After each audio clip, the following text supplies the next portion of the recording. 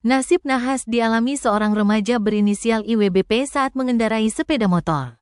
Remaja tersebut alami luka berat usai tabrak mobil yang terparkir di Jalan Bypass Ngurah Rai, Nusa Dua Kuta Selatan, Badung pada Minggu tanggal 15 September tahun 2024 dini hari. Kasih Humas Polresta Denpasar AKPI Ketut Sukadi menerangkan, saat kejadian remaja laki-laki itu menaiki sepeda motor Honda Scoopy. Sementara mobil parkir yang dia tabrak di Kuta Selatan itu adalah Toyota Calya dengan pengemudi Akhyar Rosidi.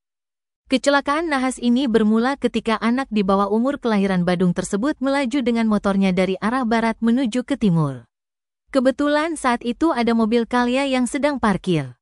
Posisi parkir mobil tersebut menggunakan badan jalan di sebelah selatan menghadap ke timur. Sehingga, setibanya di tempat kejadian perkara IWBP pun menabrak mobil yang parkir itu. Bahkan, kerasnya tabrakan itu sampai membuat sepeda motor korban hancur.